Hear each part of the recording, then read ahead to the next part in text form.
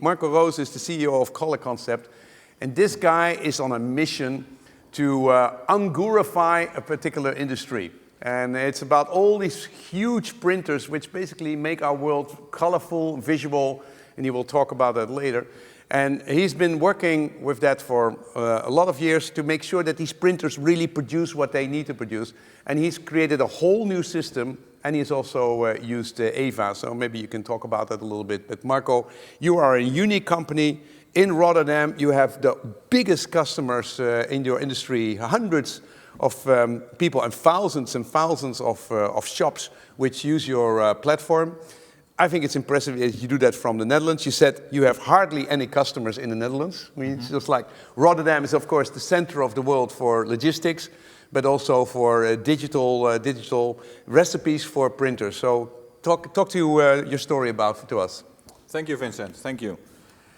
Yeah, so before we dive into the technical details of what we did with Vandenberg, let me introduce Color Concepts and Colorbase a little bit to you. So like Vincent said, you know, we're on a mission, and we're on a mission to build a platform for the graphic arts industry. And we've been in the graphic arts industry for 18 years. You know, we started as a one-man guru company in 2003. Guess what? That guru was me. And at that time, you know, there was this whole industry of digital printing and digital inkjet printing was emerging. And through a unique skill set of sales, training skills, and technical skills, we created a new kind of service in this industry and helped print shops, brands, manufacturers of printers, materials, and inks, and software to implement all these components and get the results that the brands wanted. So I'll give you some examples later on. So today, fast forward, we are like 50% a services company. We have laboratories in the Netherlands and in Salt Lake City in the United States. We work with all the large vendors in our industry, and companies including HP, Epson, Ricoh, Canon, and many more, and more than 200 material manufacturers, so the people that make the materials you print on. And to give you an idea of what is printed, it's way more than you might think. First of all, we all know billboards. We all know advertising. We all know retail stores that have big impressive prints on their walls. But what most people don't realize is that carpet flooring, for example, gets printed. Sportswear gets printed. Packaging, anything that you find in the supermarket gets printed. So this entire industry worldwide in 2020 was $411 billion large. So it's a significant industry. It's not really small. And there's still growth. Even though people believe that digital is going to replace print, print is now also used in industrial processes. So what we believe in the exact opposite of what most gurus are. As I said, you know, we started out as a guru company, having a ton of knowledge, training people, helping people, getting the right results, helping them implement all these different components that lead to one result. But we believe that technology is there to serve us. And that's why we started, instead of just trying to replicate each and every single result on site at companies, 10 years ago, we started storing that into a database. And we call that database Colorbase. And what we provide today is we provide a recipe. So imagine you've got a printer. It's a large printer. It could go as wide as 5 meters wide. It's a massive device. Costs a lot of money. And you print onto a fabric, for example. As you can imagine, if you switch that fabric for a toilet paper, you might get very, very different results. So, and to adjust that printer and to adjust the outcome, and to make sure that the outcome is the correct one, the expected one, you got to create a recipe, and we call that a profile. And so what we do is we build these profiles and these recipes, and we also certify materials for application. So we test them for all kind of behavior, but also scratchability, rubbability, wet resistance, and all kind of stuff. So it's very technical, kind of niche in a vertical. That also makes it we're the only company in the world doing this for the graphic arts industry, which just gives us a very unique position. So everything we ever did in our labs, both in the United States and in Europe, every test result, every recipe we created, we stored it in Colorbase. And 10 years ago already, we started storing it as structured data. So not just the file itself, the recipe itself, but also all the parameters that come with that particular test or the outcome of the test. And that resulted in a massive database. So today, we have 120,000 print shops around the world using our cloud solution to download these recipes, and we have more than 1.1 million recipes available for print shops. We've also described more than 3,000 materials in a great matter of detail. So the challenge we were facing, and that is also the shift we made over the past years, because what we've basically been doing, we've been reinventing ourselves, going from a guru, knowing a lot of stuff, hiring more gurus, more trainers, fly and travel all over the world, train individuals and in companies in the craft of making print look good. What was the next step was to turn it into data. That was a big transition, to shift from a services organization to a software business. It's a whole different thing. It's a different DNA, it's a different language, different people. It requires a very different management style. And that was the first transition we underwent. The second one was that we started to sell software as a service, which is also something very different than selling services. So we had to deal with very different stakeholders at all these massive companies. And as you can imagine, being a bunch of stubborn Dutch guys from Rotterdam, dealing with large corporations like the ones like HP and the Canons and the Ricos in the absence of this world, is first of all, if you start bootstrapping this, it's expensive. You fly all over the world at your own expense, trying to sell people things that basically is a vision, is not easy. So to make that transition, to make sure that we were able to comply to their rules and the audits and all the technical stuff, we needed to have solid background in IT and also in the systems we developed. The security, everything needs to be on par. So what we did over the past years is we said, okay, it's time for the next move. It's time for the next transition. And the next transition is what we believe in, is that transparency and the data and the standardization of data and the standardization of communications in between companies in our industry is critical for the advancement of technology and also the advancement of the industry by itself. And that's recognized by many of our partners and customers. So what we did is we identified the need for a digital pipeline. And that digital pipeline runs all the way from research and development facilities at manufacturers all the way down to the people that buy print. You could think of an agency that says, okay, I want to redecorate 500 stores worldwide, and I need a particular material. It needs to look like this, it needs to feel like satin, and it has to have the right color and atmosphere, and probably even smell for this application. While at R&D departments, people think in recipes, in numbers, they think way more abstract. And then the weird thing is that once the materials have been developed, we talk about digital printing, and digital printing stands for flexibility. It stands for on demand. You can print one copy, you can print 1,000 copies. But the manufacturing part of our industry, the manufacturing part that builds the materials, is not on demand. They still use the traditional European and North American production methods, which is we produce what we would like to sell, instead of we produce what is needed. And that is a big gap. You try to serve a on-demand industry with a traditional manufacturing model. So that's where we saw a massive opportunity. So what we said is let's create a digital pipeline that runs across all these different layers with all the different interests, with all these different stakeholders, and try to find one way to connect them all. It's a platform. And since we are so unique in this industry, and we're the only company in the graphic arts industry doing this, our customers and partners believe that we are in a position to pull this off. So what we did is we built an ecosystem. And the first foundation, the foundation of this ecosystem, is where all our data models lay. And part of the data models is we also standardized. So we actively work on creating our own ISO standards that actually make parts of our data models and how you describe materials public to the world. So that even third-party suppliers and manufacturers can embed our technology and our way of thinking and our way of data modeling into their products. That's the first step. What we guarantee that way is that everyone speaks the same language. And that is, especially if you talk about a niche and a very particular difficult industry where you make a product that only works if two other components also work, that's becoming complex because you have to communicate to someone which is outside of your own ecosystem. You have to. So a material manufacturer has to communicate with the printer manufacturer and vice versa. And in order to optimize that communication, we believe that standardization of data and communication is key. The second layer is what we identified in our digital pipeline, which we need to keep under control, is where we input the data. So where data is created is, of course, in our lab. That's one way. The other part is at manufacturers. Manufacturers develop new materials, they test them, they get test results, but how do they test? What do they test? How do they describe the results? What is their scale of success? What is their threshold? And to standardize that, we developed an application called Colorbase for Labs, which we successfully sold to some of the biggest printer manufacturers in the world, which are embedding that into their R&D processes. That way we are able to collect data from multiple points within the industry and make sure and guarantee that the communication within our industry becomes standardized. Essential. You know, we heard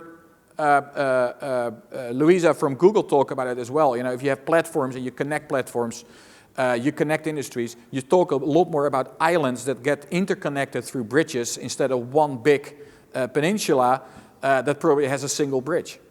So it is critical to talk the same language. Another big application we developed successfully with Vandenberg is called Colorbase Exchange. And Colorbase Exchange is a marketplace that facilitates the sourcing, procurement, financial aspects and logistics for material manufacturers to their distributors and resellers. So since materials are so specific that the risk of selling someone a roll of material for a very time-critical job where that material appears not to be compatible to the print technology the print shop has is a severe risk. And over the past 2 years, we got a severe crunch in the supply chain. We heard Louisa from Google talk about it as well. The crunch in the supply chain is a real thing. And we see that with the manufacturers. We have 200 manufacturers as a customer, and they all struggle with that. And what we also saw is that they want to change. You know, the disruption and transformation is happening in every industry. The digital transformation is happening. The problem with disruption is it mostly comes from the outside. And that's also what happened this time. The COVID-19 is something that came from the outside. We weren't expecting it. And all of a sudden, it shows the weaknesses in supply chains. It also shows the weaknesses in manufacturing models. So people, and especially our customers, who are all manufacturers, became very open to a new message. And that's why we introduced Colorbase Exchange. And we use the slogan, we build this together for all of us, because our industry needs this revolution. We need a revolution in the way forecasting works. We need in predictive manufacturing even. We need a way to connect an on-demand printing industry to an on-demand manufacturing industry. And we thought, and it's kind of opportune of course, but we thought and we believe that COVID-19 showed the weaknesses. And we took the opportunity to introduce Colorbase Exchange way earlier than we were anticipating. We seized the opportunity basically to never waste a good crisis. And people were receptive to change and transformation. And we hope that we took the first step there with Colorbase Exchange. So what is Colorbase Exchange? Like I said, it's a marketplace, but what it does is because of our data models and 10 years of information and data we gathered, we are able to give very, very detailed information about a printing material, its compatibility, its suitability for an application, and now even the availability and the production volume that is available in the world for a particular material. So manufacturers can actually show their anticipated production runs on our platform, and distributors, resellers, or larger end users can sign up for a spot on that particular production to ensure that they get the materials in time and that it becomes predictable. We also take care of the payments, the procurement processes, etc. Because sourcing of materials is often very difficult. People travel because you want to feel it, you want to see it, then you need to test it, you need to make sure it works for your customers, it works on their equipment and their printers. And there are hundreds of different printers and different inks and in all kinds of layers in the graphic arts industry. So this is a tough thing to do. It's very technical. And what we try to do is simplify that by taking all these millions of data points and connect them into decisions, into solutions. So what we did with Vandenberg is we defined a couple of projects. So the first project was to develop Colorbase Exchange. We managed to deliver that in time. It was developed in just under 6 months, which is, I believe, incredible. It's quite a complex data structure we had with a very complex type of application, because there's so many dependencies and so many exceptions, and which we all managed to get into a very lean design and as an application. Also, the data model was well developed, so that also helped. But the power of working with Vandenberg truly was the speed they developed with and the understanding they had of our business. So that was phase one. We're now in phase two, which is the development of Colorbase for Labs, which is, like I said, we have a digital pipeline. We have the entry point, which is Colorbase for Labs. That's where we collect information, and we basically force our partners to collect that information in a way that makes sense later on in their sales process, procurement processes for their customers, and also the information we present to the end user, the print shop. So phase three is that we still have legacy data. We still have data in our old system, which basically is something that has been evolving all the time, which we're going to migrate into a way more flexible, like serverless applications, true cloud-based infrastructure. So that is a project that is going on in the background, but that needs to be finished in phase three. And then phase four, of course, is extend the functionality, because as you can imagine, our relationship with our customers lasts for 18 years. We've been building relationship with all these manufacturers for so many years.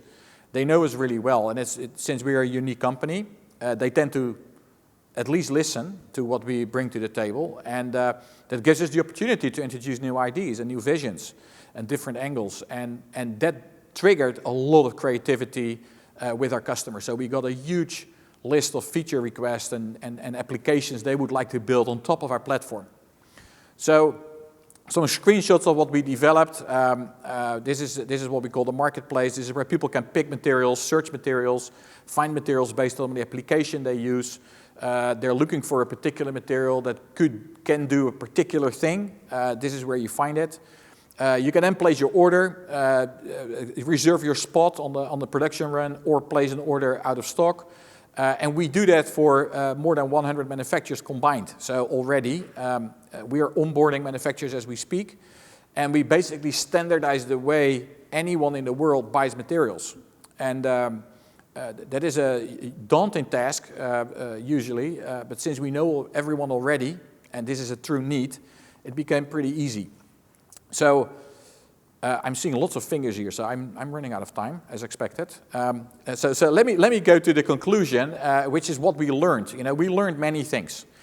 First of all, don't be afraid to start all over again.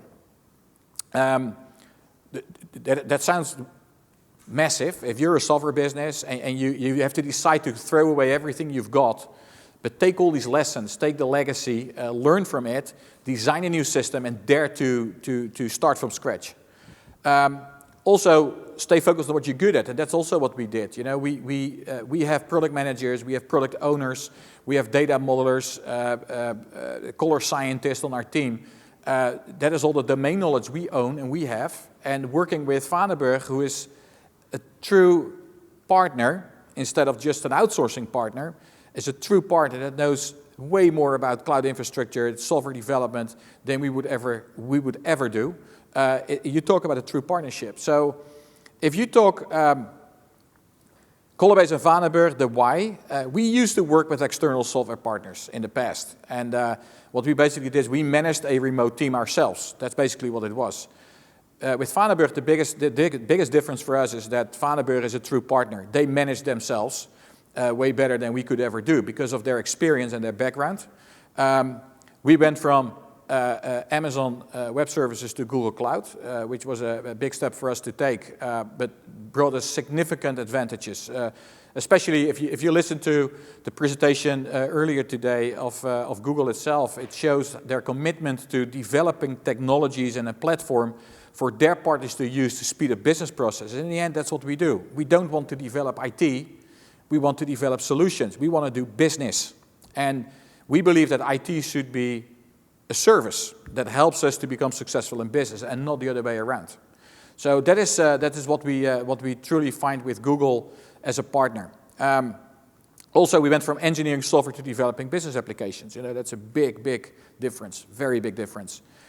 And what we did, last but not least, is that we rewrote 10 years old code and a legacy system in just less than 10 months, and that's an incredible achievement we did with Vandenberg. So we were on schedule, and what we also did, and Vincent, you're probably going to ask some more questions about it. We developed a key application for us, Colorbase for Labs, with Eva and Collabor, and showed a prototype within a matter of days to a key strategic account, and successfully sold. And I think that is the speed is incredible.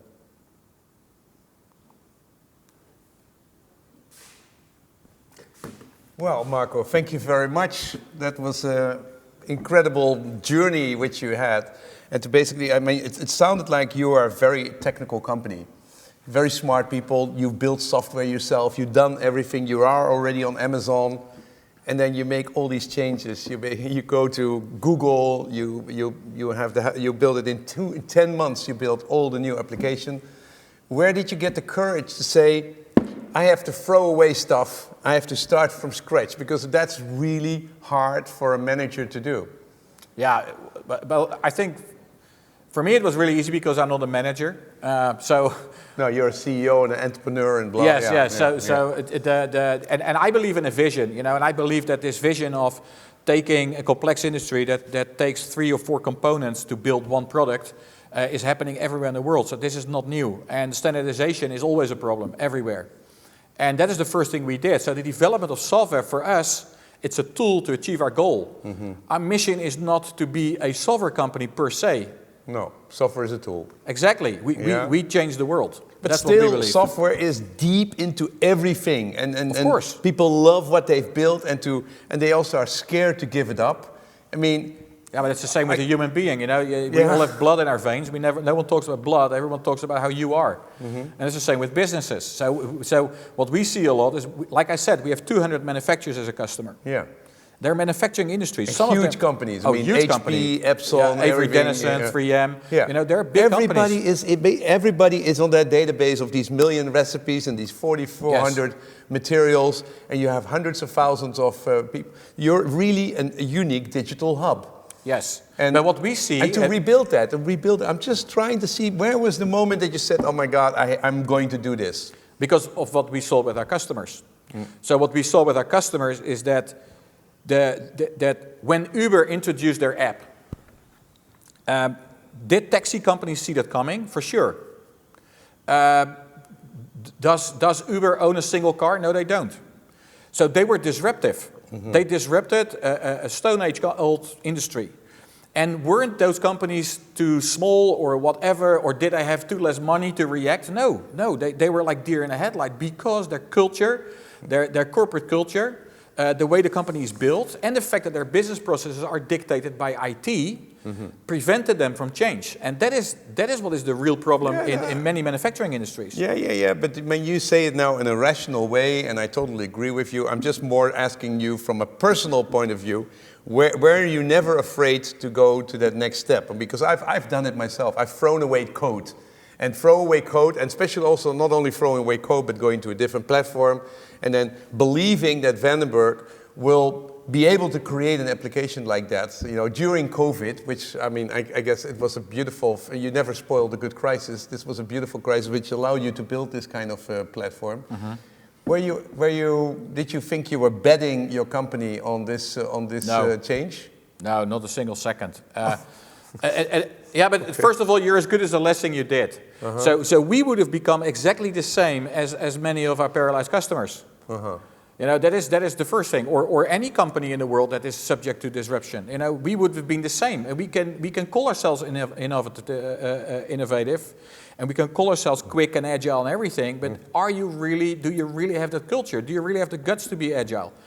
And I don't think it's a big risk. I think our company is built upon the trust and the partnership we've built with our customers. Yeah, and that's the same model Vandenberg. You must have that relationship with trust with your customers, that they even allow you to become that hub. That they don't say, hey, we are HP, we are this, we are that.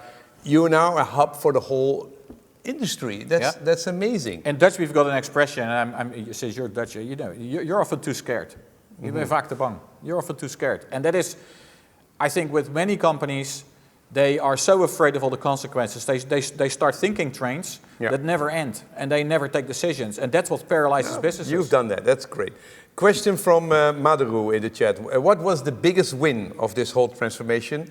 And how could we, who basically are all kinds of different industries, how can we benefit from the same win? I mean, you already said, throw away your old IT at the right moment, at the right place. Is there another big win? Yes, and that's a very personal one. Whether you're an IT manager or a vice president of IT strategies, or you're an entrepreneur running a software business, building your platform, doing your thing, you're still a human being. And human beings, we all deal with insecurities. Am I doing the right thing? Am I taking the right decision? Do I trust the right people? Do I trust the right partner? And for me, that was the number one reason to do business with Vandenberg. I had a conversation with Jan Baan, and what we shared were the exact same values, the same philosophy, the same vision in what the world should look like. And that was the number one reason. And once you have built trust and partnership with people on a human level, and you can help each other, complement each other, take away each other's insecurities about certain areas or things you do, then you have a big win for yourself. So for me personally, as an entrepreneur and the CEO of this business, for me it is the feeling I've got that I got a really strong partner that is not only there in good times but also in bad times, that helps you through difficulties, that helps you taking the right decisions. Okay. And no CEO and no business owner, no entrepreneur, no VP of IT or IT manager is so secure that you can do everything by yourself. And that's why you need a partner.